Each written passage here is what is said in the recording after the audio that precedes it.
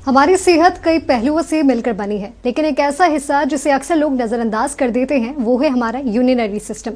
शरीर की सफाई, फिल्ट्रेशन और हार्मोनल बैलेंस को बनाए रखने में इसका एक महत्वपूर्ण योगदान रहा है। नमस्कार, स्वागत है आपका हेल्थ नक्षत्र में और मैं हूं आपके साथ माधवी चौधरी। बात करें आज के लाइफस्टाइल के बारे में, हाइड्रेशन हैबिट्स के बारे में। बढ़ता स्ट्रेस और अवेयरनेस की कमी के कारण हमारे किडनी, ब्लैडर और प्रोस्टेट रिलेटेड प्रॉब्लम्स लगातार काफी ज्यादा बढ़ रहे हैं और ये सिर्फ बुजुर्गों तक सीमित नहीं रहा है, बल्कि युवाओं में भी ये तेजी से देखने को मिल रहा है। और इसी विषय पर विस्तार से चर्चा करने के लिए और सही मेडिकल गाइडलाइन के लिए हमारे साथ यूरोलॉजिस्ट डॉक्टर अरशद जमाल हमारे साथ मौजूद हैं। तो सबसे पहले डॉक्टर अरशद, आपका बहुत बहुत स्वागत है नक्षत्र न्यूज पर। और हेल्थ नक्षत्र हमारा एक ऐसा प्रोग्राम है जिसके माध्यम से हम अपने दर्शकों को ज्यादा से ज्यादा मेडिकल संबंधित जानकारी देते हैं। Thank you. नमस्कार, मैं डॉक्टर अरशद जमाल हूँ। आपका बहुत बहुत धन्यवाद मुझे इस कार्यक्रम में बुलाने के लिए। और मैं कोशिश करूँगा कि आपके सारे सवालों का सटीक उत्तर दे पाऊँ जो जनमानस के लिए कोई लाभकारी साबित हो। जी बिल्कुल सर। Thank you. सबसे पहला सवाल डॉक्टर अरशद आपसे मैं यही जानना चाहूँगा, अगर आजकल के लाइफस्टाइल पे अगर हम नज़र डालें तो सबसे कॉमन यूरोलॉजिकल प्रॉब्लम्स कौन सी देखी जा रही है?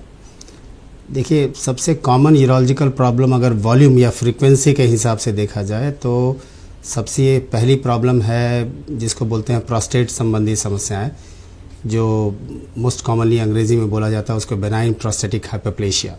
ये पहली बीमारी है। दूसरी बीमारी है स्टोन संबंधी समस्याएं जिसको यूरोलिथियासिस बोलते हैं। वो बहुत ज़्यादा कॉमन हो गई हैं आज के डेट में। और तीसरी प्रॉब्लम जो है एक जिसको अंग्रेज़ी में बोलते हैं यूरेथ्रल स्ट्रक्चर या हिंदी में बोलते हैं मूत्र की नली का संकुचन, ये भी बहुत कॉमन है। ये तीन बहुत कॉमन डिजीज़ हैं जिसकी फ्रीक्वेंसी अब बहुत फ्रीक्वेंटली उसको पकड़ा जाता है और उसका उपचार संभव है आज के डेट में। आपने जैसे कॉमन प्रॉब्लम्स के बारे में बताया, किडनी स्टोन्स, फिर प्रोस्टेट्स के बारे में, अक्सर देखा जाता है कि लोग इसे नज़रअंदाज कर देते हैं। ऐसा क्यों होता है और अगर नज़रअंदाज करते हैं तो क्या कुछ खतरे हो सकते हैं? जी, नज़रअंदाज करना तो किसी भी चीज़ में अच्छा बात नहीं है, लेकिन ज़्यादातर लोग ये जितनी भी प्रॉब्लम्स हैं ये सब स्लो ऑनसेट प्रॉब्लम है। मतलब वो अचानक से कुछ सामने नहीं आता है, उसके लक्षण स्लोली आते हैं। मतलब बहुत धीरे धीरे उसके कुछ लक्षण आते हैं जिसको लोग कॉमन बीमारी समझ के उसको इग्नोर करते रहते हैं। चूँकि अभी कुछ मेजर नहीं है, आपका लाइफस्टाइल कुछ बहुत मेजर डिसरप्ट नहीं हो गया, तो इसीलिए लगता है कि नहीं ये तो ठीक हो जाएगा समय के साथ में। और बहुत सारी कॉमन भ्रांतियां हैं जो समाज में फैली हुई हैं कि अगर पथरी बन गया तो ठीक है, थोड़ा पानी ज़्यादा पी लो, अपने आप ठीक हो जाएगा, गल जाएगा, निकल जाएगा। तो लोग सोचते हैं कि ठीक है, हम लोग घर का कुछ इलाज कर लें या कुछ आसपास मोहल्ले वाले कुछ बता रहे हैं, कुछ दवा या कुछ जड़ी बूटी या कुछ पत्ते या कुछ इस तरह की चीज़ें वो लेके सोचते हैं अपना खुद सेल्फ मेडिकेशन कर ले, अपना ही उपचार कर ले। और वो चाहते हैं कि हम इन झंझटों में ना पड़े तो ज़्यादा अच्छा है, हमें तो उसकी ज़रूरत नहीं है, ऐसा वो मानते हैं। लेकिन ये हमेशा ये स्ट्रैटेजी बहुत अच्छा नहीं होता। अगर आप एक इनिशियल स्टेज में किसी एक स्पेशलिस्ट से मिल लें तो अगर कुछ मेजर नहीं है तो भी वो सामने आ जाएगा, वो ज़्यादा अच्छा हितकर होता है उनके लिए।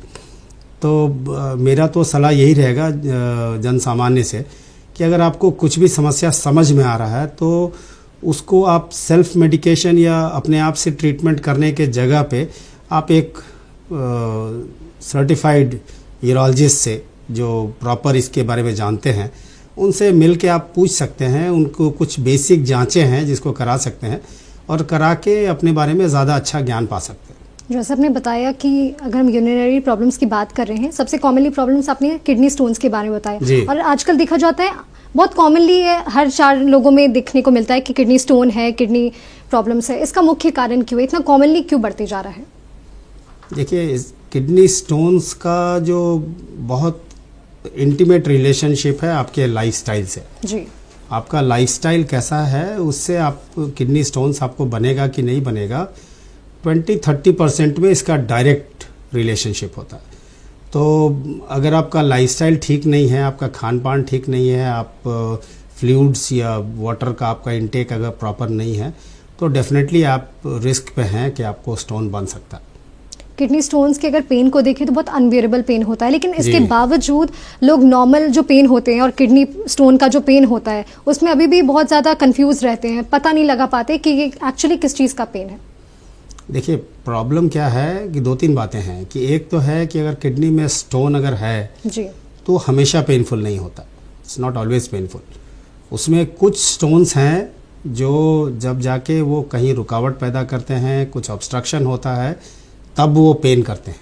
अदरवाइज़ किडनी के स्टोन बन गया और अगर आपने जांच नहीं कराया तो हो सकता है कि वो अंदर ही अंदर बड़ा हो जाए और कुछ भी उसका असर सामने नहीं आए, कोई लक्षण नहीं आए। तो किडनी स्टोन्स हमेशा जो चूँकि वो पेनफुल नहीं होता है तो इसलिए लोग उसको डायग्नोज भी नहीं कर पाते हैं।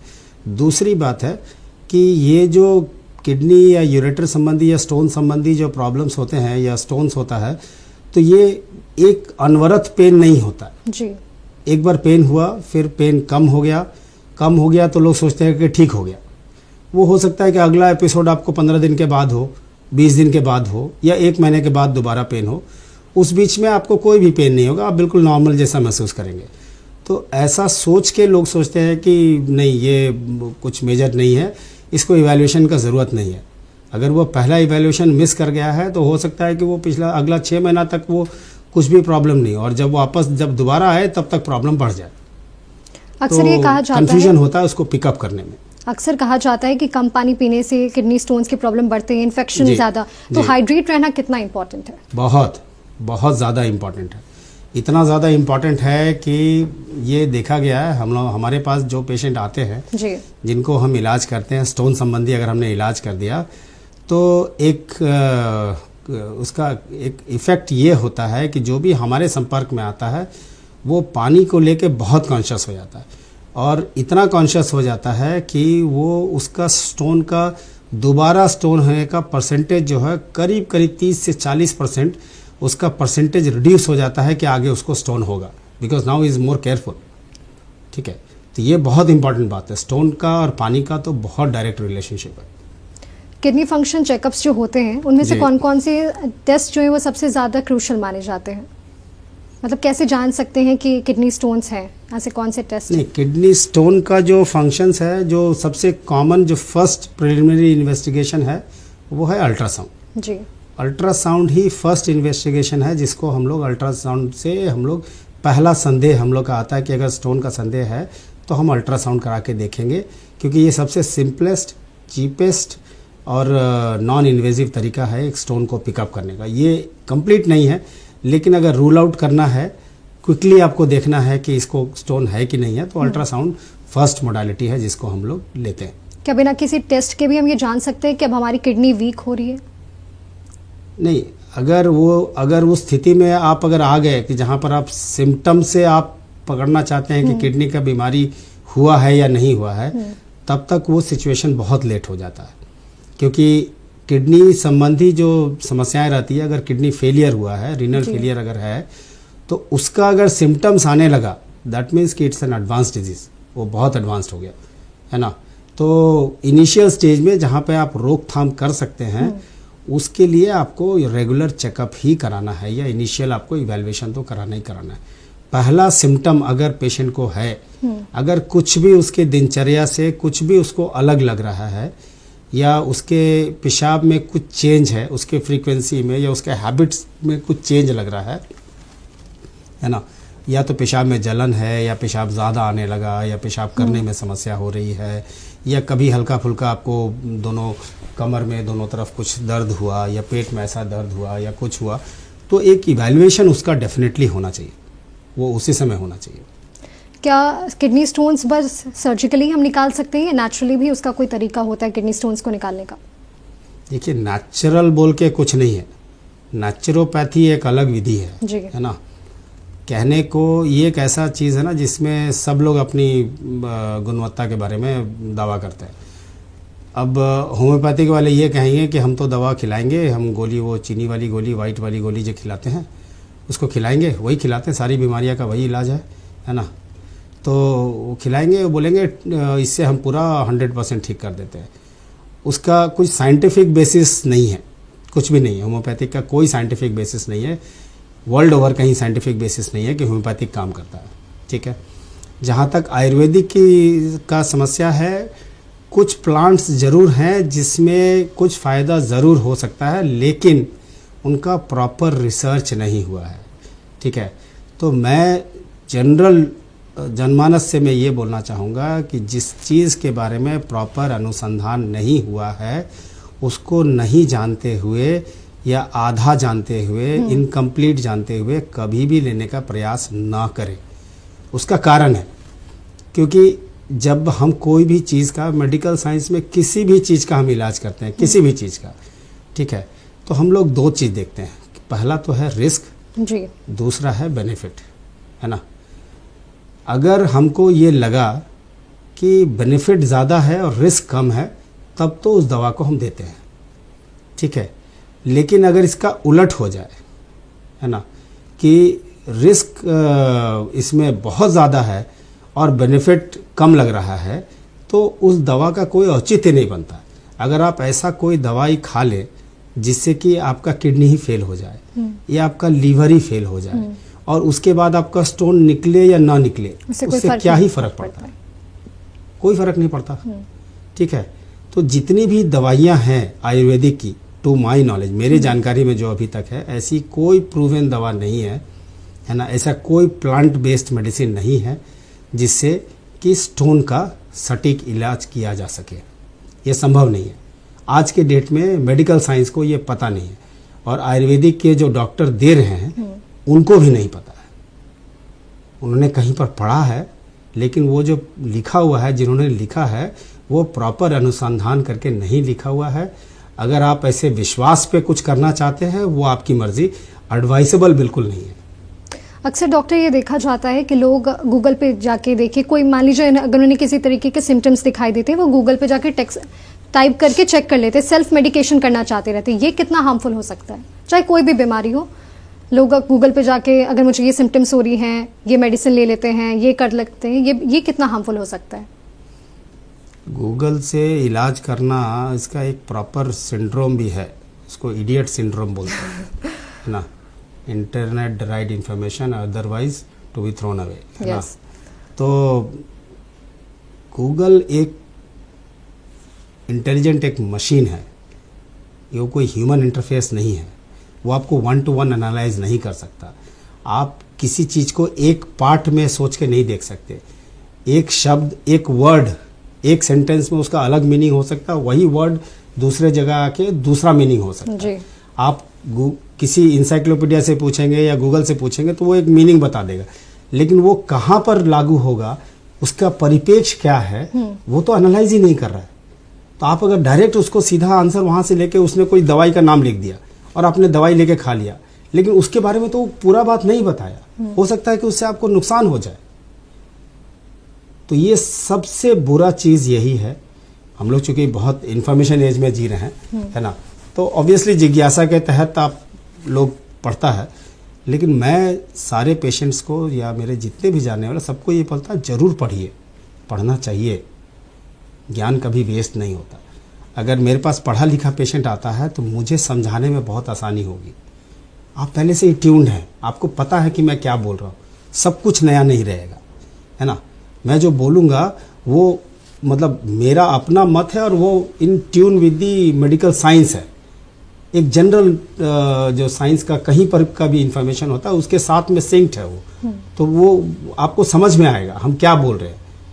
आप ये नहीं बोल पाएंगे कि नहीं हमने मतलब अलग से कुछ ऐसी बातें बोल दी जिसका कोई मेडिकल साइंस में कोई बेसिस ही नहीं है।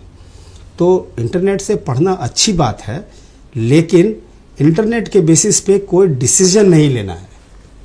आप पढ़िए, समझिए। ये ऐसे ही है जैसे कि मान लीजिए आपको कुछ लीगल केस हो गया, है ना, तो आपका केस चल रहा है, तो हम उस केस के बारे में पढ़ेंगे, उन धाराओं के बारे में पढ़ेंगे, हम ये समझ पाएंगे कि हमारे वकील साहब किस तरह से जिरा कर रहे हैं, सही कर रहे हैं, नहीं कर रहे हैं, अच्छा वकील है। हमको ये भी तो समझ में आएगा कि डॉक्टर भी अच्छे हैं, देखिए जो जो चीज़ लिखा हो वही सब कर रहे हैं। जी बिल्कुल डॉक्टर, आपने यूरिनरी हेल्थ के बारे में काफ़ी प्रैक्टिकल और इम्पॉर्टेंट चीज़ें बताई हैं और आगे भी हम अपनी चर्चा को जारी रखें।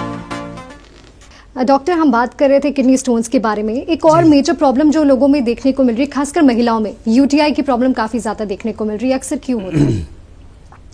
देखिए, एज सच जो फीमेल्स होती हैं या महिलाएं होती हैं, उनकी बॉडी की संरचना और उनका हार्मोनल सिस्टम ऐसा है कि they are more predispose to infections in comparison to male. उनको इन्फेक्शन होने का टेंडेंसी ज़्यादा है, ऐसा प्राकृतिक है, उसके बहुत सारे रीजंस हैं जी। लेकिन इन्फेक्शन होने का टेंडेंसी फीमेल्स में ज़्यादा है। ठीक है, तो लेकिन जिन महिलाओं को ज़्यादा इन्फेक्शन होता है तो fortunately majority of the diseases उसमें जो है वो ट्रीटेबल है। मैं ये बोलना चाहता हूँ, ज़्यादातर उसमें ट्रीटेबल है। उनको एक प्रॉपर यूरोलॉजिस्ट का इवैल्यूएशन चाहिए और ज़्यादातर बीमारियों से बहुत सारे एंटिटी है, वो एक जनरल एंटिटी नहीं है कि इन्फेक्शन है तो सबका एक ही है। इन्फेक्शन में भी बहुत तरह की बीमारियां होती हैं, कुछ न्यूरोलॉजिकल बीमारी होती हैं, एक इंटरस्टिशियल सिस्टाइटिस बोल के, ब्लैडर पेन सिंड्रोम बोल के है, बहुत सारी चीज़ें हैं, बहुत सारी। मैंने ऐसे बहुत महिलाओं को मैं देखता हूँ जिनका ट्रीटमेंट नॉन यूरोलॉजिकल डॉक्टर से होता है। ज़्यादातर जो फीमेल का इन्फेक्शंस होता है वो सारे गायनेकोलॉजिस्ट के पास चले जाते हैं। गायनेकोलॉजिस्ट जो हैं वो उनका इलाज करती है, इनिशियल इवैल्यूएशन उन्हीं से होता है और तब तक उनके पास में रहती है कि जब तक उनको वो ठीक नहीं हो जाता है या वो बोल देते हैं कि हमने सब ट्राई कर लिया लेकिन अब ठीक नहीं हो रहा, अब आप यूरोलॉजिस्ट से मिल लीजिए।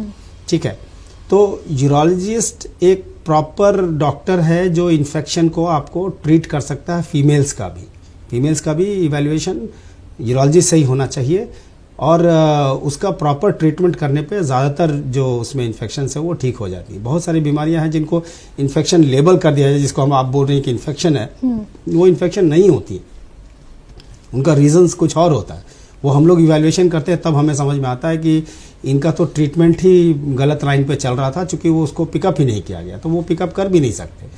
तो मेरा सलाह ये है कि अगर आपको लगता है कि इन्फेक्शन ज़्यादा हो रहा है, ज़्यादा प्रॉब्लम हो रहा है, ज़्यादा इन्फेक्शन हो रहा है, तो आप एक प्रॉपर यूरोलॉजिस्ट से मिले, ना कि आप गायनेकोलॉजिस्ट से या जनरल फिजिशियन से मिले, बिकॉज ये एक स्पेशलाइज्ड एंटिटी है जिसको यूरोलॉजिस्ट ज़्यादा बेहतर से समझते हैं और ज़्यादा बेहतर आपका इलाज कर सकते हैं।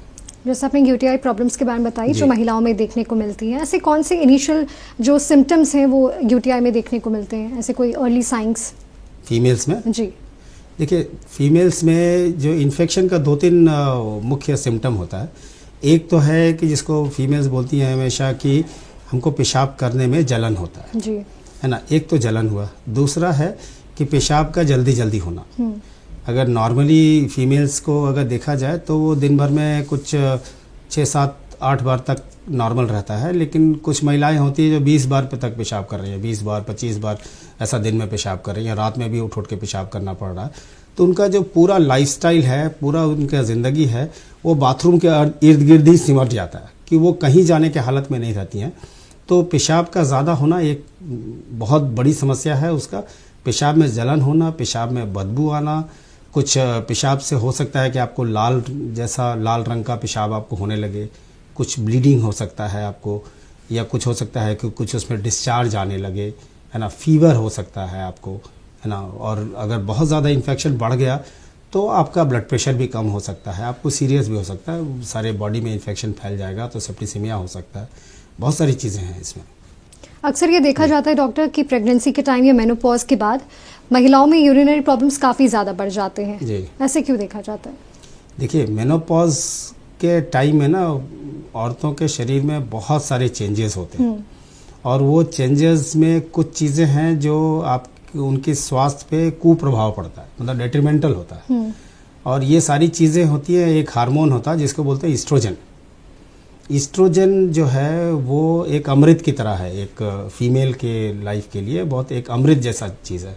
और मेनोपॉज के बाद में उसकी मात्रा, उसका कॉन्सेंट्रेशन बॉडी में कम हो जाता है और वो ईस्ट्रोजन विड्रॉवल जब होता है तो उससे जो पेशाब का रास्ता और उसके आसपास जो जननांगों का जो उसकी जो त्वचा होती है वो उसका मतलब मुलायमपना ख़त्म हो जाता है, उसका सिक्रेशन ख़त्म हो जाता है, उसका एंटीबैक्टीरियल प्रॉपर्टी ख़त्म हो जाता है और उसके बाद वो इन्फेक्शन के लिए प्रोन होती है। तो पोस्ट मेनोपॉजल जो फीमेल्स हैं उनको इन्फेक्शन का डेफिनेटली रिस्क बढ़ जाता है उनका। अक्सर ये कहा जाता है कि पेल्विक फ्लोर एक्सरसाइजेज जो होते हैं वो महिलाओं के लिए काफ़ी ज़्यादा यूज़फुल भी माने गए हैं। जी, पेल्विक फ्लोर एक्सरसाइजेज तो अच्छी हैं ही हैं, वो एक जनरल बात है, लेकिन पेल्विक फ्लोर एक्सरसाइज करने से आपका इन्फेक्शन का रिस्क कम हो जाएगा, ये बात उतना सही नहीं है। पेल्विक फ्लोर एक्सरसाइजेज के अपने इंडिकेशंस हैं। मेडिकल थेरेपेटिक जो पेल्विक फ्लोर एक्सरसाइजेज है वो अगर आपका मतलब पेल्विक फ्लोर वीकनेस है या प्रोलैप्स डिसऑर्डर है या स्ट्रेस इनकॉन्टिनेंस है, बहुत लोगों को औरतों को मतलब खांसने छींकने पे पेशाब निकलने लगता है, एक बार खांसेगी तो फटाक से पूरा पेशाब निकल गया, तो वो सारी पेल्विक फ्लोर वीकनेस से होता है। तो उसमें पेल्विक फ्लोर एक्सरसाइजेस का भी रोल होता है, ड्रग्स का भी रोल होता है और उसका सर्जरी भी करते हैं हम लोग, सब तरह की चीज़ें होती हैं उसमें।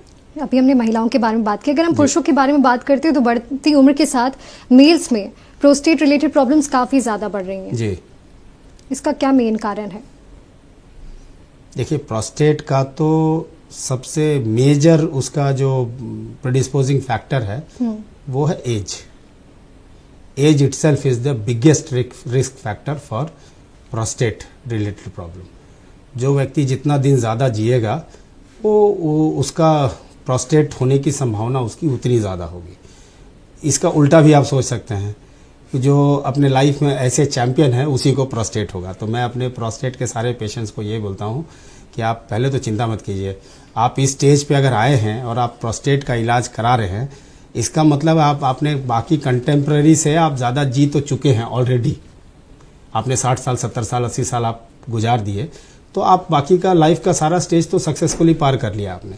तो इसका मतलब वो खुद ही चैंपियन है। तो age is the biggest factor for prostate. Age जितना बढ़ेगा प्रोस्टेट उतना बढ़ेगा, सिंपल फैक्टर है। बीपीएच यानी कि प्रोस्टेट इनलार्जमेंट और प्रोस्टेट कैंसर, इस दोनों में अंतर क्या है? ये दोनों अलग अलग चीज़ है। बेनाइन प्रोस्टेटिक हाइपरप्लेशिया जो बोलते हैं वो सिर्फ पेशाब के रास्ते में एक ग्रंथि होती है जिसको हिंदी में गदूद बोलते हैं, अंग्रेजी में प्रोस्टेट बोलते हैं। वो पेशाब के थैली का जो मुंह होता है उसी के ठीक नीचे होता है, पेशाब के नली के चारों तरफ वो ग्रंथि होती है।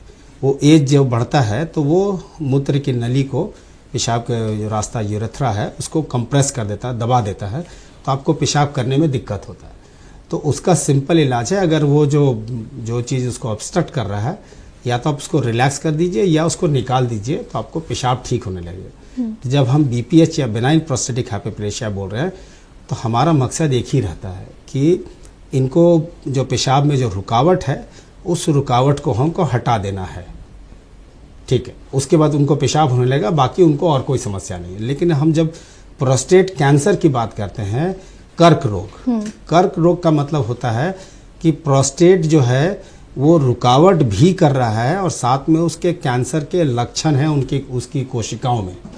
और जब उसकी कोशिकाओं में जब कैंसर बना हुआ रहता है तो कैंसर वहाँ से फैल के आपके हड्डी में, आपके मांस में, आपके छाती में, आपके ब्रेन में, सब जगह फैलेगा। वो आपका मतलब लाइफ लिमिटिंग फैक्टर है, मतलब आपका वो ज़िंदगी को ख़त्म कर सकता है, ठीक है। तो कैंसर का इलाज वो कैंसर का इलाज हो जाएगा, वो प्रोस्टेट का रुकावट का सिर्फ इलाज नहीं होगा। तब हम लोग कैंसर का इलाज करते हैं कि इसकी कोशिकाओं में जो कैंसर है जो बाकी शरीर को इन्वॉल्व कर सकता है उसको ख़त्म करें हम, ताकि उसका लाइफ बचा रहे। तो दोनों अलग अलग एंटिटी है।